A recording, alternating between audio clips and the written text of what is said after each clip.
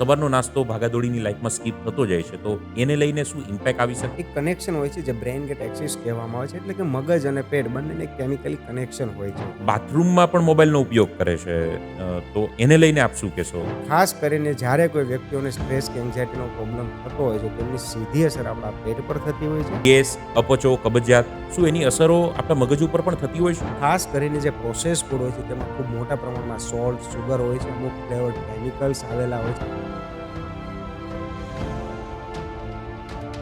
નમસ્તે મિત્રો, આજના પોડકાસ્ટની અંદર આ બધા જ મિત્રોનું હાર્દિક સ્વાગત છે. આજે જે પર્સનાલિટી સાથે આપણે મુલાકાત કરવા જઈ રહ્યા છે, ડૉક્ટર પ્રદીપ વેકરિયા. આમ જોવા જઈએ તો સોશિયલ મીડિયાના માધ્યમથી તમે ઘણીવાર એમની રીલ જોઈ હશે. સુરતની અંદર Ayush gastro and liver centre પોતાનું હોસ્પિટલ ચલાવી રહ્યા છે.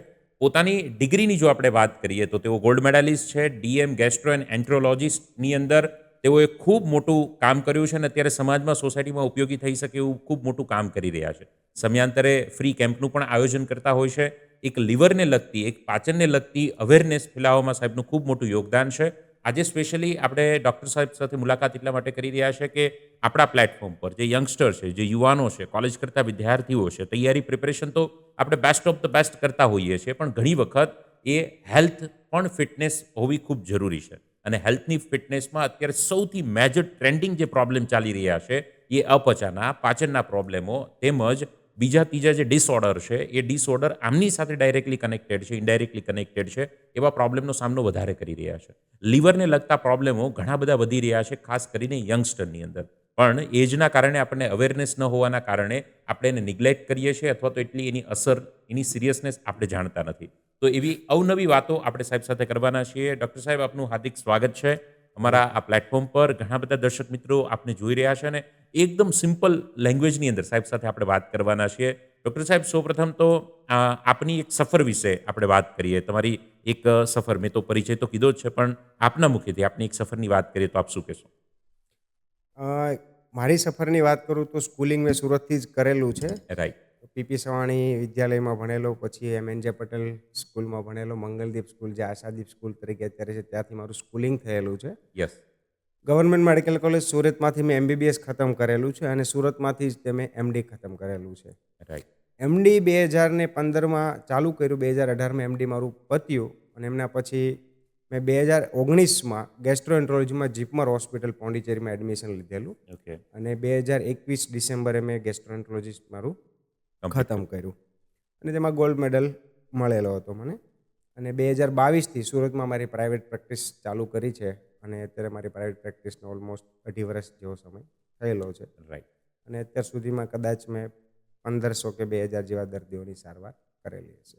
મિત્રો, ખૂબ ઇન્ટરેસ્ટિંગ આ પોડકાસ્ટ થવાનો છે. કદાચ થોડું લાંબુ થઈ શકે, આપને એન્ડ સુધી જરૂરથી જોજો, કેમ કે તમારા હેલ્થની કામની બધી જ ડિટેલ આ પોડકાસ્ટની અંદર આપણે કવર કરવાના છીએ. આજકાલના યુવાનોમાં પાચનને લઈને ઘણી બધી સમસ્યાઓ આવી રહી છે, તો એની પાછળનું ડૉક્ટર સાહેબ શું કારણ છે? પાચનની સમસ્યા યુવાનોમાં ખૂબ મોટા પ્રમાણમાં વકરી રહી છે અને તમને જાણીને નવાઈ લાગશે કે 25-30% યુવાનો, યંગસ્ટરમાં પાચન, અપચો, આઈબીએસ ઓહ. જે કહેવાતો હોય એમનો, કે ગેસ એસિડિટીના પ્રોબ્લેમ રહેતા હોય છે. 25-30%. યસ. અને આ પાછળ મુખ્ય જવાબદાર કારણ છે આપણી લાઈફસ્ટાઈલ. ઓકે. આઉટસાઇડ ફૂડ, બહારનું ખાવાનું જે જેટલા પ્રમાણમાં વધી રહ્યું છે, ખાસ કરીને સુરતમાં રાત્રે જેટલો નાસ્તો ખવાય છે, દિવસ કરતાં પણ વધારે રાત્રે નાસ્તો ખાય છે. યસ. બીજી વસ્તુ છે વ્યસન અને ત્રીજી વસ્તુ છે સેડેન્ટરી લાઈફસ્ટાઈલ, બેઠાડું જીવન. આખો દિવસ બેસીને કોઈ વાંચવાનું હોય અથવા તો લાઇબ્રેરીમાં વાંચતા હોય કે કોઈ કરતાં ફિઝિકલી ઇનએક્ટિવિટી હોય છે, કસરતનો અભાવ હોય છે. આ બધાના કારણે પાચન તંત્રના પ્રોબ્લેમો ખૂબ મોટા પ્રમાણમાં વધી થતા રહ્યા હોય છે. છે. અને હમણાં જ જોવા જઈએ તો ફેટી લિવર કરીને પણ એક ઘણી બધી ડિસીઝને લગતા ઘણા બધા સમસ્યાઓ આપણી સામે જોવા મળી છે. તો યુવાનોમાં ફેટી લિવર આજકાલ વધારે એક કોમન બનતો જતો પ્રોબ્લેમ છે, તો એને લઈને આપ શું કહેશો? રિસન્ટલી પબ્લિશ એમ્સનો જે સ્ટડી આર્ટિકલ છે તે પ્રમાણે ફેટી લીવર 30-35% યુવાનોમાં ફેટી લીવરનો પ્રોબ્લેમ છે. ફેટી લીવર એટલે કે લીવરમાં જમા થતી ચરબી. ચરબી. પરંતુ જો તેને સમયસર સારવાર કરવામાં ના આવે તો તે પરમનન્ટ લીવર ડેમેજમાં પણ નીવરી શકે છે. રાઈટ. આ વસ્તુ એવી છે કે જે ફેટી લીવરના કારણે જો લીવરમાં સોજો આવે છે, તે સોજો છે, લીવર છે, એકચ્યુઅલી બોડી આખાનું ઇન્ફ્લામેશન રિપ્રેઝેન્ટ કરે છે અને તેમના કારણે શરીરના બીજા વિવિધ ભાગોમાં પણ પ્રોબ્લેમો થઈ શકે છે, જેમ કે કોલેસ્ટ્રોલનો પ્રોબ્લેમ, સુગરનો ઓકે. પ્રોબ્લેમ, બીપીનો પ્રોબ્લેમ. આ બધી જ વસ્તુ એક મેટાબોલિક સિન્ડ્રોમનો પાર્ટ ગણાય છે અને જે વ્યક્તિને ફેટી લીવરનો પ્રોબ્લેમ છે તે વ્યક્તિને આ બધી વસ્તુ થવાની ખૂબ વધારે પ્રમાણમાં સંભાવના હોય છે. એટલે ફેટી લિવરને ઇગ્નોર કરી શકાય તેવું નથી. અને મોટાભાગે આ ફેટી લીવર થવાના કોઝિસની આપણે વાત કરીએ. ફેટી લીવર શેના કારણે વધારે થવાની ફેટી શક્યતા છે? લિવર થવાની વાત કરી તો ફેટી લિવર થવાના મુખ્ય કારણો છે આપણી લાઇફસ્ટાઇલ, જે અગેન મેં વાત કરી તેમાં છે આપણું junk food, cake, sugar, cold drinks, right. કસરતનો અભાવ, મોટાપો. આ બધી જ વસ્તુ એવી છે કે જેમના કારણે ફેટી લિવર થાય છે અને અલ્ટિમેટલી એમના કારણે બીજા પ્રોબ્લેમ્સ વધી આવતા રહ્યા હોય છે. છે. તો મિત્રો, આ ફેટી લીવર ઘણી વખત તમને પણ હવે રૂટીનમાં સાંભળવામાં આવે એવો આ પ્રોબ્લેમ થયો છે. અને જેમ ભાઈએ વાત કરી તેમ 25-30% યુવાનોની અંદર તો એઝ પર સર્વે આ પ્રોબ્લેમ અત્યારે શો થવાનો શરૂ થઈ ગયો છે. અને એમના બધા કારણોમાં ક્યાંક આ વસ્તુ છે જે આપણે બીજી ત્રીજી રીતે ઘણીવાર સાંભળતા હોઈએ પ્રોગ્રામમાં કે આમ કરવું જોઈએ, આમ કરવું જોઈએ, આમ કરવું જોઈએ. આજના પોડકાસ્ટથી આપણે એમના જે એક્સપર્ટ ગોલ્ડ મેડાલિસ્ટ જે ડૉક્ટર છે એમના મુખેથી આપણે સાંભળી રહ્યા છે કે આવું ન કરીએ તો આવું થશે. તો આપણે ચોક્કસથી એના ઉપર પણ થોડા સિરિયસ થઈએ અને કામ પર લાગીએ તો ઘણું બધું કામ થઈ શકશે. આજકાલ યુવાનોમાં હાર્ટ એટેક પણ સડનલી 30, 32, 35 વર્ષના યુવાનો એક્સરસાઇઝ કરતા હોય, ફિટ હોય, એ પણ હાર્ટ એટેકના શિકાર બની રહ્યા છે. એ પાછળનું શું કારણ છે? હાર્ટ એટેક વધવાના મુખ્ય કારણ આમ તો આપણે ઘણી વખત સાંભળતા કે સુગર, બીપી કે કોલેસ્ટ્રોલનો પ્રોબ્લેમ હોય એ લોકોને વધારે થાય છે. પણ યુવાનોમાં આપણે જોઈએ તો ના સુગર હોય, ના બીપી હોય કે ના કોઈ કોલેસ્ટ્રોલનો પ્રોબ્લેમ હોય, છતાં પણ હાર્ટ એટેકના પ્રોબ્લેમો ખૂબ વધી રહ્યા છે. લીવર જે છે એક એમનું કારણ હોઈ શકે, કેમ કે લીવરમાં જે સોજો આવે છે, લીવરના જે સોજો છે, લીવરનો સોજો એ આખા બોડીનું ઇન્ફ્લામેશન પ્રેઝન્ટ કરે છે. ઓકે. અને એમના કારણે જે લીવરના કારણે જે નસો છે, કોઈ પણ હૃદયની નસ અથવા તો બીજા કોઈ શરીરની અંગોની જે નસો છે તેમાં સોજો રહે છે ને નસો બ્લોક થવાનું કારણ હોઈ શકે છે. એટલે એક વસ્તુ એક સર્વે થયેલો છે કે જે લોકોને ફેટી લિવરનો પ્રોબ્લેમ છે ને એમના લીધે લીવરમાં સોજો રહેલો છે એવા લોકોને હાર્ટ એટેક આવવાનો પ્રોબ્લેમ ખૂબ વધારે છે. વધારે. એટલે જે લોકોને સુગર, બીપી કે કોલેસ્ટ્રોલ કોઈ પણ વસ્તુ નથી છતાં પણ હાર્ટ એટેક આવે છે તો તેમની પાછળનો જવાબદાર કારણ એક ફેટી લિવર 100% ગણી શકાય. રાઈટ. તો આ આપણે ખૂબ ઇન્ટરેસ્ટિંગ છે ફ્રેન્ડ્સ. એટલા માટે હમણાં જ જે વાત કરી કે ફેટી લીવરને લઈને સિરિયસ થવું ખૂબ જરૂરી છે. અને ફેટી લીવરથી દૂર રહેવું હોય તો સરે જે રીતે કીધું છે થોડી ઘણી એક્સરસાઇઝ, લાઇફસ્ટાઇલ, ફૂડ પર અને થોડો કંટ્રોલ આપણે કોલ્ડ ડ્રિંક્સ પર ને બીજી ત્રીજી બાબત પર રાખીએ તો ઘણું બધું બેસ્ટ કામ થઈ શકે, ઘણું બધું હેલ્ધી રહી શકે ને ઘણા બધા પૈસા બચાવી શકે ને ઘણું બધું બેસ્ટ કામ કરી શકે. ડૉક્ટર સાહેબ, તમે જે આ વાત કરી છે એ તો રાઈટ છે, ઘણી વખત એવું જોવા મળતું હોય છે. પણ હું ખાસ કોલેજના વિદ્યાર્થીઓ સાથે પણ વધારે સંકળાયેલો છું. સ્ટુડન્ટ જે 11-12ના જે વિદ્યાર્થીઓ છે, 15થી 25 વર્ષની ઉંમરના વિદ્યાર્થીઓમાં જો આપણે જોવા જઈએ તો serial, series, episode, Hotstar, Netflix એ બધાના ખૂબ અમારે મિત્રો નવો શો આવે, નવી સિરીઝ આવે તો સેમ ડે ફર્સ્ટ, આપણે કેમ ઓલું ફર્સ્ટ ડે ફર્સ્ટ શો મારે એવી રીતે આજે આવેલી સિરીઝ આજે જ એમને કમ્પ્લીટ કરવી પડે એવો એને ટાર્ગેટ જ હોય, ફિક્સ જ હોય. અને અંદર અંદર એવી ડિબેટો ચાલતી હોય છે. તો ખાસ કરીને યંગસ્ટર જે છે એ લેટ નાઇટ સુધી મોબાઈલ યુઝ કરવો, સિરિયલ, સિરીઝ, એપિસોડ, મૂવી જોવા, એની ઇમ્પેક્ટ યુવાનો ઉપર કેવી રીતે આવી શકે? એના બ્રેઇન પર, એમની હેલ્થ પર કેવી રીતે આવી શકે? તમે જેમ કીધું એમ ઘણા યુવાનો અને યંગસ્ટર લોકો એવા છે કે રાત્રે મોડી નાઇટ સુધી અથવા તો આખી આખી રાત સુધી મોબાઈલનો ઉપયોગ કરતા હોય છે. યસ. આ કરવાથી ખૂબ મોટી અસર શરીર પર પડતી હોય છે, ખાસ કરીને એન્ઝાયટી કે ડિપ્રેશન, સ્લીપ ડિપ્રેશન થાય, ઊંઘ પૂરી ના થાય એટલે એન્ઝાયટી અને ડિપ્રેશન રહી. બીજો દિવસ આખો તમારો તણાવભર્યો રહે, શરીરમાં સ્ફૂર્તિનો અભાવ રહી જાય અને મેમરી લોસનો પ્રોબ્લેમ પણ ખૂબ વધારે પ્રમાણમાં ઓહ. થાય છે, યાદશક્તિનો અભાવ રહે છે. તો રાઈટ. મોબાઈલનો ઉપયોગ મોડી રાત સુધી બિલકુલ ખરાબ છે અને તદ્દન ટાળવો જોઈએ. તો મિત્રો, આ બિલીવ નહીં કરી શકો કે લાંબા સમય એટલે લેટ નાઇટ સુધી મોબાઈલનો યુઝ કરવાથી, લાંબા સમય લેટ નાઇટ સુધી મોબાઈલનો યુઝ કરવાથી તમારી મેમરી પર પણ એની ઇમ્પેક્ટ આવી શકે છે. વાંચેલું યાદ ન રહેવું, ભૂલાઈ જવું, કન્ફ્યુઝન આવવું, કોન્ફિડન્સ ન આવવો, ડાઉટ જ રહી જવા, આ બધી બાબતોને તમારા સ્લીપની સાયકલ સાથે પણ ઘણું બધું લેવા દેવા છે, કનેક્શન છે એવું ડૉક્ટર સાહેબ કહી રહ્યા છે. અને ડૉક્ટર સાહેબ પણ અનેક યુનિવર્સિટીના સર્વેના બેઝિસ પર કહી રહ્યા છે. તો આ વાતને 100% તમે જો ઇમ્પ્લિમેન્ટ કરવાની દિશામાં વિચારો તો ઘણું મોટું કામ થઈ શકે. કેમ કે ડૉક્ટર સાહેબ, ઘણા પેરેન્ટ્સ મિત્રો પણ આપને સાંભળી રહ્યા છે, આપને જોઈ રહ્યા છે. તો ઘણીવાર પેરેન્ટ્સ પણ એમના દીકરા અને દીકરીને લઈને ઘણા ચિંતિત હોય છે અને આવા પ્રશ્નો જ્યારે કરતા હોય છે. એટલા માટે આજે વિશેષ તમારી સાથે મેં સંવાદ કરી રહ્યા છે. તો મિત્રો, મોટાભાગે આપણે ડૉક્ટરને ડાયરેક્ટ પ્રશ્નો યુથને લગતા જ પૂછી રહ્યા છે, એટલે સીધી બાત નો બકવાસ જેવું કામ છે. અને ખૂબ સારી રીતે એક ક્વેશ્ચન તમારા જ મનમાં મૂંઝવતા પ્રશ્નો હું પૂછી રહ્યો છું, કેમ કે ઘણા યુથના કોમન જે પ્રોબ્લેમ છે ને એ પ્રોબ્લેમનું ડિસ્કશન આપણે ડૉક્ટર સાહેબ સાથે કરી રહ્યા છે. ડૉક્ટર સાહેબ, અત્યારે કોલેજ કરતા વિદ્યાર્થીઓ હોય, આમ તો સ્કૂલની પણ આપણે વાત કરીએ, બોર્ડના વિદ્યાર્થી, full day school concept, early morning school જવાનું હોય, તો ભાગાદોડીની લાઈફમાં સવારનો નાસ્તો ઘણા સ્કીપ કરે છે અને પછી બપોરે વધારે પડતું ભોજન લેતા હોય. સવારનો નાસ્તો ભાગાદોડીની લાઈફમાં સ્કીપ થતો જાય છે. તો એને લઈને શું ઇમ્પેક્ટ આવી શકે અથવા તો એ સારું છે કે ખરાબ છે? તદ્દન ખરાબ વસ્તુ છે. સવારનો નાસ્તો એ શરીર માટે ખૂબ જ મહત્વની વસ્તુ છે. સવારનો નાસ્તો બિલકુલ સ્કીપ ના કરવો જોઈએ. ઓકે. આખી રાત્રિ દરમિયાન જે આપણે સૂતેલા હોય છે તે દરમિયાન આપણી શ્વાસ ચાલતો હોય કે હૃદયના ધબકારા ચાલતો હોય દરમિયાન જે એનર્જી લેવલ હોય છે બોડીમાં જે વપરાઈ જતું હોય છે, યુઝ થઈ જતું હોય છે, ગ્લુકોઝ લેવલ ડાઉન થઈ જતું હોય છે સવાર સુધીમાં. જો તમને ભરપાઈ નહીં કરવામાં આવે, રિપ્લેનિશ નહીં કરવામાં આવે તો આખો દિવસ તમારો એનર્જી લેવલ ડાઉન રહે છે. તમારું કન્સન્ટ્રેશન પાવર ઓછું રહે છે, બ્રેન પાવર ઓછું રહે છે, યાદશક્તિ ઓછી રહેતી હોય છે ઓકે. અને તમારું આખા દિવસનું જે એનર્જી લેવલ હોય છે તે ડાઉન રહે છે. એટલે સવારનો નાસ્તો આ બધું વસ્તુને કમ્પ્લીટ કરવા માટે ખૂબ જ જરૂરી છે અને સવારનો નાસ્તો ક્યારેય પણ સ્કીપ કરવો જોઈએ નહીં. રાઈટ. એટલે આપણે ઘણીવાર સાંભળીએ છીએ ને કે ભાઈ સવારનો નાસ્તો એ તમારે રાજા જેવું એટલે કે ખૂબ સારી રીતે પેટ ભરીને કરવો જોઈએ કેમ કે ત્યાંથી દિવસની શરૂઆત થાય છે. જેવી રીતે ડૉક્ટર સાહેબે વાત કરી છે. ઘણા વિદ્યાર્થીઓમાં ડૉક્ટર સાહેબ મેં જોયું છે ખાસ કરીને કોલેજમાં તો હવે એક આ કલ્ચર થઈ ગયું છે સ્મોકિંગ, સિગરેટ. તો સ્મોકિંગ યુવાનોમાં જે એક ટ્રેન્ડ બન્યો છે એને લઈને આપ શું કહેશો? ઘણીવાર શોખ ખાતર પીવાયેલી એ સિગરેટ એ સ્મોકિંગ કેટલું અસર કરે છે?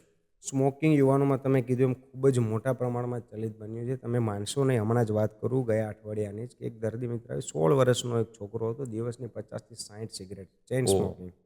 એ દિવસની 50 થી 60 સિગરેટ એમને પીવા જોઈએ અને સિગરેટના કારણે સ્કૂલે નહોતો જઈ શકતો કેમ કે એમને સિગરેટ કન્ટિન્યુઅસલી પીવી પડતી હતી. Chain smoker. Chain smoker, yes, correct. હવે આ રીતની જો સિગરેટ પીવામાં વધારે પડતી કોઈ પણ સિગરેટ પીતા હોય, સિગરેટના કારણે શું થતું હોય છે, ફેફસાના અને એમાં પ્રોબ્લેમ તો થતા જ હોય છે, કેન્સર થતું હોય છે, પણ લાંબા સમય સુધી સ્મોકિંગ કરવાથી એક એરોફેઝિયા એટલે કે સ્મોક અંદર લે છે ત્યારે હવા અંદર જતી હોય છે, એમના કારણે અંદર ગેસનો પ્રોબ્લેમ, બ્લોટિંગનો પ્રોબ્લેમ વધતો હોય છે. આ સાથે અન્નનળી અને હોજરીમાં પણ સ્મોકિંગની અસર થઈ છે, જેમના કારણે અન્નનળી અને હોજરીના કેન્સર પણ લાંબા સમય કરવાથી, સ્મોકિંગ કરવાથી અન્નનળી અને હોજરીના કેન્સર પણ ખૂબ મોટા પ્રમાણમાં થતા હોય થતા છે. હોય છે. એટલે સ્મોકિંગ અત્યારથી યુવાનોમાં જે ટ્રેન્ડ છે એ ખૂબ ખતરનાક છે અને એ લોકોને એવું થતું હોય છે કે સ્મોકિંગ આપણે પછીથી ઓછું કરી દઈશું તો મૂકી દઈશું. થતું નથી એવું. એક Right. આદત બની જાય છે, એ લાંબુ લાંબુ ચાલ્યા કરે છે ઉલટાનું અને વધશે.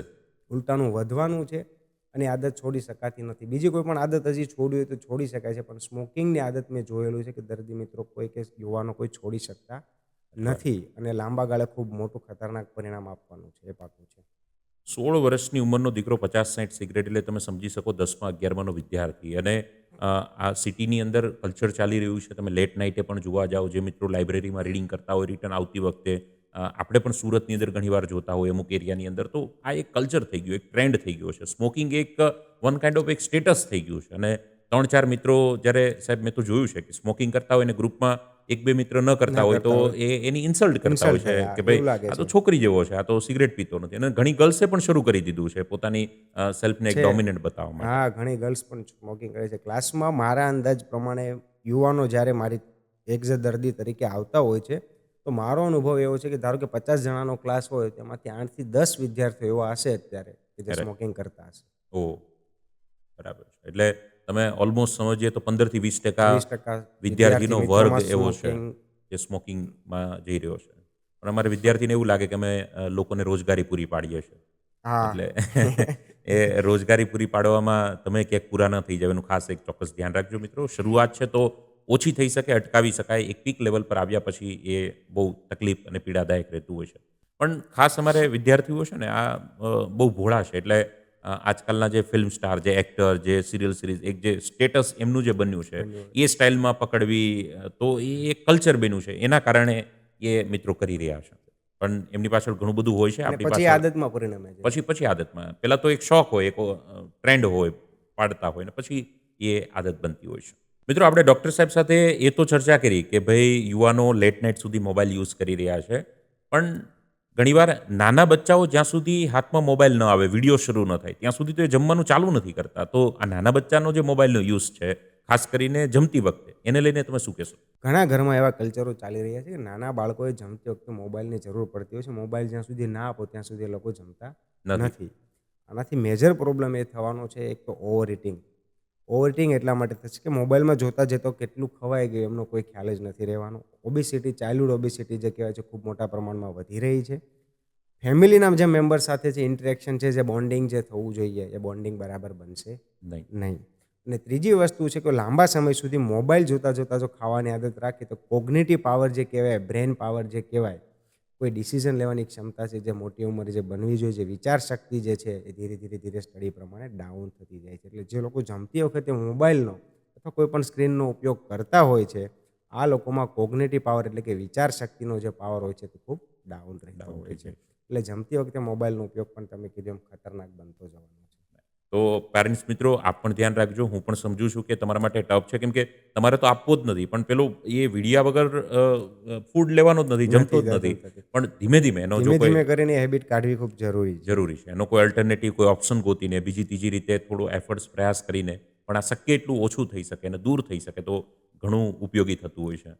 ડૉક્ટર સાહેબ, નાના બચ્ચાઓની આપણે વાત તો કરી, પણ મોબાઈલને લઈને જ્યારે વાત, કેમ કે અત્યારે મોબાઈલ જ મોટાભાગના પ્રોબ્લેમોનું જ્યારે મૂળ બનતો જાય છે, બધી રીતે સફળ થાય છે એમાં પણ મોબાઈલનું ખૂબ યોગદાન છે, અને વ્યક્તિ નિષ્ફળ થાય છે હેલ્થમાં, ફાઇનાન્સમાં, બિઝનેસમાં, રિલેશનમાં, એમાં પણ મોબાઈલનું ખૂબ મોટું યોગદાન છે. એટલે મોબાઈલ બધી રીતે જ્યારે આપણી સાથે જોડાયેલો છે, 1.5 GB મુકેશભાઈના આશીર્વાદ, અને લોકો અત્યારે આપણને સાંભળી રહ્યા છે એ બીકોઝ ઓફ મોબાઈલ જ અત્યારે ક્યાંક સાંભળી રહ્યા છે. એટલે સારું નોલેજ લેવા માટે પણ મોબાઈલ ટૂલ આજે જરૂરી છે. પણ મેં જોયું છે ઘણા મિત્રો બાથરૂમમાં પણ મોબાઈલનો ઉપયોગ કરે છે, તો એને લઈને આપ શું કહેશો? ટોયલેટની અંદર યુવાનો મોબાઈલનો વધારે ઉપયોગ કરી રહ્યા છે, એને લઈને આપ શું કહેશો? ટોયલેટમાં મોબાઈલનો ઉપયોગ ક્યારેય ના કરવો જોઈએ. એના 3 કારણ છે. એક તો ટોયલેટમાં જ્યારે મોબાઈલનો ઉપયોગ કરો છો ત્યારે તમારું ધ્યાન, તમારું કન્સન્ટ્રેશન સતત મોબાઈલમાં રહે છે. તમે કેટલો ટાઈમ ટોયલેટમાં બેસો છો, કેટલું જોર કરો છો તેનો કોઈ આઈડિયા રહેતો નથી. કબજિયાતના પ્રોબ્લેમો ખૂબ મોટા પ્રમાણમાં વધી રહ્યા છે. અને કબજિયાતના કારણે સેકન્ડરી પ્રોબ્લેમ્સ એટલે કે મસાના પ્રોબ્લેમ, હરસના પ્રોબ્લેમ, ભગંદરના પ્રોબ્લેમ સાથે સાથે વધવાના જ છે. બીજું, મોબાઈલ તમે જ્યારે લઈને જાઓ છો ત્યારે ટોયલેટ સીટ કે આજુબાજુમાં જે રહેલા જીવાણુ કે બેક્ટેરિયાઓ છે તેમનું ઇન્ફેક્શન મોબાઈલ સાથે પ્રસરે છે, પ્રસરીને બહાર આવવાનું છે, અને ઇન્ફેક્શન અલ્ટિમેટલી તેમના કારણે આંતરડાનું ઇન્ફેક્શન અને પેશાબના રસ્તે ચેપ લાગવાનો ચાન્સ ખૂબ વધી જતા હોય છે. આ સિવાય ઘણી વખત મોબાઈલનો ઉપયોગ લાંબા સમય સુધી કરીએ એટલે એકની એક પોઝિશનમાં બેસી રહીએ એટલે એમના કારણે બેક પેઇન, મસ્ક્યુલોસ્કેલેટલ પ્રોબ્લેમ પણ ખૂબ મોટા પ્રમાણમાં વધતા હોય છે. એટલે મોબાઈલનો ઉપયોગ કરવાનો બિલકુલ ટાળવું જોઈએ. તો મિત્રો, ટોયલેટમાં પણ મોબાઈલનો ઉપયોગ કરવાથી કેટલા પ્રોબ્લેમ થઈ શકે છે ડૉક્ટર સાહેબે આપણને જણાવ્યું છે. ઘણીવાર આપણને એમ લાગે કે ન્યૂઝપેપરના અંતે બીજા ત્રીજા કામો, વોટ્સઅપ મેસેજ જોવાનું ટોયલેટમાં લોકો પતાવતા હોય છે, પણ એમાં ક્યાંક આપણે પતી જવાની પોસિબિલિટી વધવાના ઇનિશિયલ સ્ટેપ પર આવી જતા હોઈએ છે. ડૉક્ટર સાહેબ, ઘણા મિત્રોને ટોયલેટમાં વધારે ટાઈમ પણ લાગે છે બિકોઝ ઓફ કબજિયાતના ઇસ્યુઓને આવતા હોય છે. મેં જોયું છે ઘરની અંદર હવે એક જે કલ્ચર, કેમ કે ફાધર કલ્ચર અને દીકરાનું કલ્ચર, આ જે જનરેશન ગેપ છે, એમાં જ્યારે નવા બંગલોઝ, રિનોવેશનનું જ્યારે વર્ક થતું હોય છે ત્યારે એક બહુ ડિબેટ ચાલતી હોય છે, એક ઇન્ડિયન ટોયલેટ, એક વેસ્ટર્ન ટોયલેટ, અને એમાં પણ ખાસ કબજિયાત જેવા પ્રોબ્લેમો આ બધી લાઇફસ્ટાઈલ આવ્યા પછી થોડા વધી ગયા. પહેલાંના સમયમાં આપણે દાદા વડવાઓમાં જોઈએ, ગામડે તો કબજિયાત નામની વસ્તુઓ તો એટલી બધી મોટી માત્રામાં નથી જેટલી આજે છે. તો ઇન્ડિયન ટોયલેટ યુઝ કરવું કે વેસ્ટર્ન ટોયલેટ યુઝ કરવું, આ પણ એક બહુ મોટો કન્ફ્યુઝન અને સવાલ છે હરેક પરિવાર માટે. તો એને લઈને આપ શું કહેશો? શક્ય હોય તો વેસ્ટર્ન ટોયલેટ ક્યારેય યુઝ ના કરવું જોઈએ, કારણ કે વેસ્ટર્ન ટોયલેટ જ્યારે યુઝ કરવામાં આવે છે ત્યારે શું થતું હોય છે, વેસ્ટર્ન ટોયલેટમાં જે પોઝિશનમાં આપણે બેસીએ છીએ ત્યારે શું થતું હોય છે, મળાશય અને મળદ્વાર વચ્ચેનો જે એંગલ હોય છે તે ત્રાંસો રહે છે. એમના કારણે એ પોઝિશન દરમિયાન વધારે જોર કરવું પડતું હોય છે, બળ વધારે કરવું પડે, જેનાથી કબજિયાતના પ્રોબ્લેમો વધે છે. અને આ જ વસ્તુ જો ઇન્ડિયન ટોયલેટમાં બેસે તો ઇન્ડિયન ટોયલેટમાં જે સ્ક્વેટ પોઝિશન આવે છે દરમિયાન મળાશય અને મળમાર્ગ સીધો રહે છે અને આરામથી આપણે મળત્યાગ કરી શકીએ છીએ. કબજિયાતના પ્રોબ્લેમો બિલકુલ તેમાં રહેતા નથી. અને આ સિવાય જો કોઈ વ્યક્તિઓને વેસ્ટર્ન ટોયલેટ જ યુઝ કરવું છે તો એક આદત એવી રાખવી જોઈએ કે પગ નીચે 6 થી 8 ઇંચનું કોઈ બાજોટ કે કોઈ વસ્તુ રાખવી જોઈએ કે જેનાથી પગની પોઝિશન ઊંચી રહે અને જેનાથી એ કબજિયાતનું પ્રમાણ ઘટાડી શકે છે. પોઝિશન થોડી અલાઇન થઈ શકે એટલા માટે. તો મિત્રો, વેસ્ટર્ન ટોયલેટ અને ઇન્ડિયન ટોયલેટ જે છે એમને લઈને પણ સાહેબે ખૂબ સારી રીતે વાત કરી. તમે પણ આ બાબત પર વિચારી શકો છો, અને જો સ્પેસિફિક તમને કબજિયાતને લઈને કે આવા કોઈ પ્રશ્નો છે તો ચોક્કસ એના ઉપર સિરિયસ થઈને આપ ઇમ્પ્લિમેન્ટ કરી શકો છો. મિત્રો, ઘણી ઇન્ટરેસ્ટિંગ માહિતી ડૉક્ટર સાહેબ પાસેથી મળી રહી છે. તમને પણ જવાબથી ચોક્કસ એવું લાગતું જ હશે, કેમ કે આપણે આ બધું જ ડિસ્કશન એક્સપર્ટની સાથે કરી રહ્યા છે. ડૉક્ટર સાહેબ ડેઇલી ઘણા દર્દી મિત્રોને જોઈ રહ્યા છે ને એમાં આ પ્રોબ્લેમ આવી રહ્યા છે, ને એ પ્રોબ્લેમની પાછળની જ્યારે સ્ટડી કરે છે ને ત્યારે એ પેશન્ટ સાથે 1 to 1 જ્યારે કરતા હોય છે, એમની લાઈફસ્ટાઈલ, એમની હિસ્ટ્રીમાં જ્યારે જતા હોય છે ત્યારે આ કોમન બધા રીઝનો જોવા મળતા હોય છે. એટલે બહુ સિમ્પલ રીતે, સરળ રીતે 1 મિનિટના જવાબમાં પણ આપણને એમનો જવાબ ખૂબ અનુભવના આધારે આ પ્રાપ્ત થઈ રહ્યો છે. એટલે આપના માટે ખૂબ આ કામની ઇન્ફોર્મેશન છે. અને એવા થોડા હજુ સવાલો આપણે ડૉક્ટર સાહેબની સાથે ચર્ચા કરવાના છે, કેમ કે આવા એક્સપર્ટ વ્યક્તિત્વો આપને બહુ ઓછા સમયે પ્રાપ્ત થતા હોય છે, એટલું ઝડપથી અવેલેબલ હોતા નથી, કેમ કે એમની પણ પ્રેક્ટિસ અને એટલું વર્ક ચાલતું હોય છે. એટલા માટે ડૉક્ટર સાહેબ, જોવા જઈએ તો ગેસ, અપચો, કબજિયાત, શું એની અસરો આપણા મગજ ઉપર પણ થતી હોય છે? હા, 100%. એક કનેક્શન હોય છે જે બ્રેઇન ગેટ એક્સિસ કહેવામાં આવે છે. એટલે કે મગજ અને પેટ બંનેને કેમિકલી કનેક્શન હોય છે. ઓકે. તો જો કોઈ દર્દીઓને અપચો રહેતો હોય અથવા તો કબજિયાતની તકલીફ થતી હોય, ખાસ કરીને એવા દર્દીઓ કે એવા કોઈ યુવાનો કે જેમને પેટ સાફ ના થતું હોય તેવી તકલીફ હોય, તો આવા દર્દીઓમાં એન્ઝાયટી અથવા તો માઇનર ડિપ્રેશનનું પ્રોબ્લેમ ખૂબ મોટા પ્રમાણમાં જોવા મળતું હોય છે. આ સાથે હેડેક પણ રહેતું હોય છે. ઓકે. બીજી એક વસ્તુ ઉલટું કનેક્શન છે કે જો કોઈ વ્યક્તિઓને એન્ઝાયટી અથવા તો એક્ઝામને લઈને કોઈ સ્ટ્રેસ હોય અથવા તો કોઈ પ્રોબ્લેમો રહેતા હોય, તો તેમને Correct. અપચાનો પ્રોબ્લેમ રહેતો હોય, જેમ કે સ્ટ્રેસના સમયમાં ટોયલેટ વધારે પડતી લાગવી, ઝાડા જેવું રહેવું અથવા તો પેટ સાફ ના થવું, તેવો પ્રોબ્લેમ ખૂબ મોટા પ્રમાણમાં રહેતો હોય છે. તો આ જે છે એક બ્રેન ગેટ એક્સિસ, આપણું પેટ જે છે એને એક હ્યુમન બોડીનું એક સેકન્ડ બ્રેન ગણવામાં આવે છે. એટલે gut is second brain of human body. એટલે ખાસ કરીને જ્યારે કોઈ વ્યક્તિઓને સ્ટ્રેસ કે એન્ઝાયટીનો પ્રોબ્લેમ થતો હોય છે, તેમની સીધી અસર આપણા પેટ પર થતી હોય છે. અને પેટ પર જે સીધી અસર થતી હોય કોઈ પણ આઉટસાઇડ ફૂડ કે કોઈ પણ વસ્તુની, એની સીધી અસર પાછી આપણા બ્રેન પર બ્રેઇન થતી પર હોય છે. થતી હોય છે. એટલે વાઇસ વર્સા. પેટ પર છે તો બ્રેઇન પર, બ્રેન ને પર બ્રેઇન છે, પર બ્રેન છે તો પર છે પેટ તો પર. પેટ પર અસર થશે. ઓકે. એટલે 100%. બંને ઇન્ટરકનેક્ટ ડિપાર્ટમેન્ટ થયા બોડીના. ઇન્ટરકનેક્ટ ડિપાર્ટમેન્ટ છે. રાઈટ. મિત્રો, સો ઇન્ટરેસ્ટિંગ. અને સાહેબે વાત કરી જ છે બ્રેઇનને લઈને, તો અમારે તો વિદ્યાર્થીઓને વધારે ઇન્ટરેસ્ટ છે ને યાદશક્તિ, બ્રેઇન, મેમરી, કે ઓછી એફર્ટ્સમાં અમને વધારે શું બેનિફિટ થઈ શકે, એમને લઈને થોડો વધારે હોય છે. એટલે હું ચોક્કસ વિદ્યાર્થી સાઈડથી જો એક પ્રશ્ન પૂછવા માગું, તો એવા કયા કયા ફૂડ છે જે લેવાથી મારો બ્રેઇન પાવરફુલ થઈ શકે? ફૂડની વાત કરું તો આમ તો હાર્વર્ડ યુનિવર્સિટી જે છે એમનો એક સર્વે થયેલો છે કે એમણે જે તારણ પાડેલું છે એમની વાત કરું તો લીલા શાકભાજીઓ છે, પ્રોબાયોટિક્સ એટલે કે ખાસ કરીને દહીં કે છાશ છે, અને અમુક વસ્તુઓ જે ફાઇબર જેમાં વધારે આવતા હોય છે એ વસ્તુ જો લેવામાં આવે તો આંતરડાની અંદર જે બેક્ટેરિયા, નોર્મલી જે બેક્ટેરિયા હોય છે તેમનું ડિસરેગ્યુલેશન ઓછું થાય છે અને બેક્ટેરિયા, ગુડ બેક્ટેરિયા છે તે વધે છે. આંતરડાની અંદર જે નોર્મલી બેક્ટેરિયા રહેલા છે તે વ્યવસ્થિત થશે, ઓટોમેટિક બ્રેન પાવર વધશે. બસ. તો ખાસ કરીને લીલા શાકભાજી, વધારે ફાઇબરવાળા ખોરાકો અને પ્રોબાયોટિક એટલે કે દહીં અને છાશ, આ વસ્તુ જો લેવામાં આવે તેમના કારણે બ્રેન પાવર વધે છે વધે અને આ છે. સાયન્ટિફિકલી પ્રૂવન છે. પ્રૂવન છે. હાર્વર્ડ યુનિવર્સિટીના સર્વે છે ને, સાહેબ નામની સાથે, સર્વેની સાથે, એનાલિસિસની સાથે જ્યારે આપણે કહી રહ્યા છે, તો આ ચોક્કસથી તમને બેનિફિટ કરાવશે. બ્રેઇન પાવર વધારવા માટેની આ ટિપ્સ છે, સિમ્પલ એવી. તમે પણ એને ચોક્કસથી એપ્લાય કરી શકો છો. નાના બાળકોમાં આજકાલ લીવરને લઈને પ્રોબ્લેમ વધી રહ્યો છે. આ ફેટી લીવરને લઈને આપ શું કહેશો? યસ, નાના બાળકોમાં ફેટી લીવરનો પ્રોબ્લેમ આજકાલ ખૂબ મોટા પ્રમાણમાં વધી રહ્યો છે અને 25% બાળકો ફેટી લીવરના પ્રોબ્લેમથી અત્યારે પીડાઈ રહ્યા છે. ઓકે. જો સમયસર સારવાર નહીં કરવામાં આવે તો આ ફેટી લીવરના લીધે કાલે ઉઠીને બીજા સવાલો 100% ઊભા થવાના છે, જેમ કે સુગર છે, બીપી છે, કોલેસ્ટ્રોલ છે, હાર્ટ એટેક નાની ઉંમરે આવવાની શક્યતા ખૂબ વધી જશે અને આ સાથે સાથે પરમનન્ટ લીવર ડેમેજ થવાની શક્યતા પણ ખૂબ વધી જશે. વધી. અને આના માટે જવાબદાર આપણે જ છીએ. આપણી લાઈફસ્ટાઈલ, ખાવાની જે આદતો છે, junk food, cake, sugar, pastry, inactivity, inactive lifestyle, બેઠાડું જીવન, આ બધાના કારણે મોટાપો વધે છે, શરીરમાં ફેટ વધે છે, ફેટ વધે છે, લીવરમાં જમા થાય છે, જમા થાય ફેટી લીવર થાય છે અને ફેટી લીવરના કારણે બીજા પ્રોબ્લેમો થાય છે. તો આ ઓકે. બધી વસ્તુ અટકાવવા માટે આપણે જ એક્ટિવ થવું પડશે, ખાવાનું બને એટલું હેલ્ધી રાખવું પડશે અને કસરત કરવાનું આજથી જ ચાલુ કરવું પડશે. નાની ઉંમરમાં કેન્સર ડિટેક્ટ થવું, હાર્ટ એટેક જેવી સમસ્યાઓ વધી ગઈ છે. આ બધા કારણોમાં બહારનું ફૂડ તમને કેટલું જવાબદાર લાગે છે? યસ, આઉટસાઇડ ફૂડ, ખાસ કરીને જે પ્રોસેસ ફૂડ હોય છે તેમાં ખૂબ મોટા પ્રમાણમાં સોલ્ટ, સુગર હોય છે, અમુક ફ્લેવર કેમિકલ્સ આવેલા હોય છે જે ફ્લેવર લાવવા માટે વપરાતા હોય છે. ઓકે. આ બધા જે ફ્લેવર કેમિકલ હોય છે તે ફ્રી રેડિકલ્સ જે બોડીમાં વધારતા હોય છે અને એમના કારણે નવા કેન્સરના કોષો ઉત્પન્ન થતા હોય છે અને કેન્સર થવાની શક્યતા ખૂબ વધતી વધારે હોય છે. છે. આ સિવાય આ જ બધી વસ્તુઓ જે છે, સોલ્ટ છે, સુગર છે, કેમિકલ છે કે ફેટી એસિડ જે આવેલું હોય છે, ફેટ હોય છે, તેમના કારણે જે હાર્ટની જે નસો આવેલી હોય છે, નસોમાં ચરબીનું પ્રમાણ વધે છે, નસો બ્લોક થાય છે અને હાર્ટ એટેકનું પ્રમાણ પણ ખૂબ વધારે વધતું છે. હોય છે. તો 100% આઉટસાઇડ ફૂડ, જંક ફૂડની જે હમણાં આદત લાગી છે એ યુવાનોમાં હાર્ટ એટેક અને કેન્સર માટે ખૂબ જવાબદાર કારણ છે. આજકાલ ફિટનેસની દુનિયામાં જોવા જઈએ, જે હેલ્ધી, ફિટ, એકદમ ફિટ એન્ડ ફાઇન છે, જીમ જતા હોય, રેગ્યુલર ડાયટનું ધ્યાન રાખતા હોય, એ લોકોને પણ હાર્ટ એટેકના કેસીસ વધી રહ્યા છે, આપણે જોઈ રહ્યા છે. એ પાછળનું શું કારણ? યુવાનોમાં ઘણી વખત સુગર, બીપી, કોલેસ્ટ્રોલ કંઈ પણ નથી હોતું, છતાં પણ હાર્ટ એટેક આવે છે. જવાબદાર કારણ હું માનું છું ત્યાં સુધી છે ફેટી લીવર. ફેટી લીવર છે અને એમના કારણે લીવરમાં સોજો રહે છે. લીવર એ શરીરનું સૌથી મોટામાં મોટું અંગ છે. અંગ છે. એમાં આવેલો નાનામાં નાનો સોજો પણ આખા બોડીના સોજાને રિપ્રેઝેન્ટ કરે છે. જો તમારું એસજીપીટી એટલે કે વધારે છે, એટલે કે લીવરમાં સોજો છે, એનો મતલબ એવો છે કે આખા શરીરમાં કશે ને કશે ઇન્ફ્લામેશન રહે છે. હૃદયની જે નસો આવે છે એમાં સોજો રહેતો, એ નસોને બ્લોક કરે છે અને હાર્ટ એટેક આવે છે. યસ. આ કારણ છે કે ફેટી લીવર એટલે કે લીવરમાં રહેલો સોજો એ મેટાબોલિક સિન્ડ્રોમનો એક પાર્ટ છે.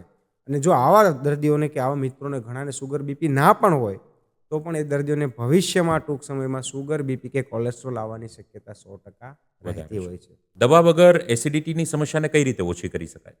જે દર્દીઓને એસિડિટીની તકલીફ હોય તેમને એકસાથે પેટ ભરીને ન જમતા ઓછું અને વારંવાર જમવું જોઈએ. ઓકે. તળેલું, તીખું અને મસાલાવાળો ખોરાક બને એટલો ઓછો લેવો જોઈએ. અને રાત્રે ખાવા અને સૂવા વચ્ચે 3 થી 4 કલાકનો ગેપ રાખવો, જેથી ખાઈને જમીને તરત સૂઈ ન જવું જોઈએ, જેનાથી એસિડ રિફ્લેક્સના પ્રોબ્લેમો વધતા હોય છે. આ સિવાય અમુક દર્દીઓને મોટાપો એટલે કે ઓબેસિટીનો પ્રોબ્લેમ હોય, તેમના કારણે એસિડ રિફ્લેક્સના ચાન્સ વધારે હોય છે. તો આવા દર્દીઓએ થોડોક વજન ઘટાડવો જોઈએ. ભૂખ્યા પેટે લીધેલો આલ્કોહોલ તો એનાથી પણ વધારે ડેન્જરસ ગણાય છે. ઓકે. સ્ટમકમાં જાય છે, વિધિન સેકન્ડ્સ એમનું અબ્ઝોર્પ્શન થઈ જશે. બ્લડમાં એમનું કન્સન્ટ્રેશન એટલે કે સાંદ્રતા ખૂબ મોટા પ્રમાણમાં વધતી હોય છે. પરિણામે એની નશાકારક અસર પણ વધે છે અને સાથે સાથે લીવર ડેમેજનું રિસ્ક પણ વધે છે. ઓકે. એની કમ્પેરમાં જો જેમાં પછી આલ્કોહોલ લેતા હોય છે લોકો, તો એમનું કન્સન્ટ્રેશન બ્લડમાં ખૂબ એટલા પ્રમાણમાં વધતું નથી, કારણ કે એમનું એબ્ઝોર્પ્શન જે શોષણ જે છે એ ધીમા પ્રમાણમાં થતું હોય છે. રાઈટ. એટલે નશાકારક અસર પણ ઓછી થાય છે અને સાથે સાથે દર્દીઓને લીવર ડેમેજ થવાનો રિસ્ક પણ ઓછું વધે. રહેતું હોય છે. આલ્કોહોલની વ્યસનવાળી વ્યક્તિએ લીવરમાં કંઈ પ્રોબ્લેમ તો નથી એ ચેક કરવા માટે કેવા રિપોર્ટો કરાવવા જોઈએ? 2 પ્રકારના રિપોર્ટ આવે. એક તો લીવર સ્કેન આવે, ફાઇબ્રો સ્કેન કહેવાય. ઓકે. એક પ્રકારનો એવો રિપોર્ટ છે કે આલ્કોહોલના કારણે લીવરમાં કોઈ ડેમેજ તો નથી થયું ને એમને ચેક કરી આપતા હોય છે. ફાઇબ્રો સ્કેનનો એક સ્કોર આવતા હોય છે. અને બીજો એક સિમ્પલ બ્લડ રિપોર્ટ છે એસજીપીટી. એસજીપીટી એટલે કે લીવરમાં કોઈ સોજો તો નથી ને એ બતાવતા હોય છે. તો એક બ્લડ રિપોર્ટ છે જે એસજીપીટી છે, અને બીજું એક લીવર સ્કેન એટલે કે ફાઇબ્રો સ્કેન છે, જેમના કારણે આ લીવરમાં કોઈ સોજો કે કોઈ ડેમેજ તો નથી થયું ને તે એક સિમ્પલ સ્ટેપમાં જાણી શકાતું હોય છે. તો જે વ્યક્તિને આલ્કોહોલનું વ્યસન હોય એમને સમયાંતરે આ રિપોર્ટ કરાવી લેવા ખૂબ જરૂરી છે, જેથી એમનું પરમનન્ટ લીવર ડેમેજ બચત. લીવરમાં કોઈ પ્રોબ્લેમ નથી એને એડવાન્સમાં ચેક કરવા માટે કેવા રિપોર્ટ કરાવવા જોઈએ? બ્લડનો એક સિમ્પલ રિપોર્ટ છે, 50 થી 100 રૂપિયાનો રિપોર્ટ થતો હોય છે, એસજીપીટી. ઓકે. જો તમારું એસજીપીટી 40 કરતાં ઓછું છે તો લીવર તમારું એકદમ નોર્મલ છે. રાઈટ. પરંતુ જો એસજીપીટી વધારે છે તો કોઈ પણ કારણસર આઈધર ફેટી લીવર આલ્કોહોલના કારણે અથવા તો કોઈ દવા લેવાના કારણે અથવા તો કોઈ હિપેટાઇટિસ બી રહેતું એમના કારણે છે, લીવરમાં સોજો છે, તો એસજીપીટી એક સિમ્પલ અને સસ્તો રિપોર્ટ છે, જેમના કારણે લીવરમાં તમારે કોઈ સોજો તો નથી, લીવરમાં કોઈ રિસ્ક તો નથી, તેને Yes. એડવાન્સમાં આપણે જોઈ શકીએ છીએ. લીવરને હેલ્ધી તંદુરસ્ત રાખવા માટે કયા ઉપાય કરી શકીએ? સૌ પ્રથમ તો લીવર ડિસીઝ માટે સૌથી જવાબદાર કારણ છે ફેટી લીવર. તો જો ફેટી લીવરની તકલીફ છે તો એમનું રૂટીન ચેકઅપ કરાવી ડૉક્ટરને બતાવવું જોઈએ, જેથી એડવાન્સ લીવર ડિસીઝથી બચી શકાય. બીજું, આલ્કોહોલનું જો વ્યસન હોય તો તેમને સેફ લિમિટમાં લેવું જોઈએ. આડેધડ આલ્કોહોલનું વ્યસન 100% લીવરને પરમનન્ટ ડેમેજ કરી શકે છે. ઓકે. ત્રીજું, અમુક હર્બલ મેડિસિન કે આયુર્વેદિક મેડિકેશન્સ અથવા તો ઇવન અમુક એલોપેથિક મેડિકેશન્સ જો અનનેસેસરી છે, જેમની વધારે જરૂર નથી, તો લેવાનું ટાળો. એમના કારણે લીવર ડેમેજ થવાના ચાન્સ ખૂબ વધારે છે અને એવા હમણાંના કેસો ખૂબ મોટા પ્રમાણમાં વધી રહ્યા છે. અને જો કોઈને ફેટી લીવરનો પ્રોબ્લેમ છે તો એ લોકો રેગ્યુલર એક્સરસાઇઝ અને વેઇટ લોસ કરવું જોઈએ, જેનાથી કરીને એમનું ફેટી લીવર પાછું રિવર્સ કરી શકાય. સો ફ્રેન્ડ, ઘણી બધી ડિટેલમાં ચર્ચા આપણે ડૉક્ટર સાહેબ સાથે કરી. આઈ હોપ કે આ ચર્ચાઓ તમને ખૂબ કામ લાગી શકે, ઉપયોગી થઈ શકે. આ ઇન્ટરવ્યૂને આપણે એન્ડ સુધી જોયું એ બદલ સ્પેશિયલી આપ સૌના આભારની સાથે આજના આ પોડકાસ્ટમાં ડૉક્ટર સાહેબ આપણી વચ્ચે ઉપસ્થિત થયા. ડૉક્ટર સાહેબ, તમારો પણ ખૂબ ખૂબ આભાર કે આપે આપણા નોલેજને અમારા બધા જ મિત્રો સાથે શેર કર્યું, અને ઘણા બધા મિત્રોને આ ખૂબ ઉપયોગી સાબિત થશે. આપના ગ્રુપ સુધી પણ જરૂરથી આ લિંકને શેર કરજો, જેથી કરીને વધુમાં વધુ લોકો સુધી આમની અવેરનેસ આવી શકે, આ વાત વિશે લોકો સમજી શકે. અને આપ પણ હજુ લીવરને લગતા, પાચનને લગતા કોઈ પણ પ્રોબ્લેમ, ગેસ, એસિડિટીને લગતા કોઈ પણ પ્રશ્નોનો સામનો કરી રહ્યા હોય અથવા તો નોલેજ લેવા ઈચ્છતા હોય તો ચોક્કસથી અમને કોમેન્ટ કરીને જણાવજો. આવી જ રીતે આપણે મુલાકાત કરતા રહીશું પોડકાસ્ટની અંદર, અને કંઈક નવું નોલેજ લેતા રહીશું અને વધારતા રહીશું. ત્યાં સુધી થેન્ક યુ. જય હિન્દ, જય ભારત.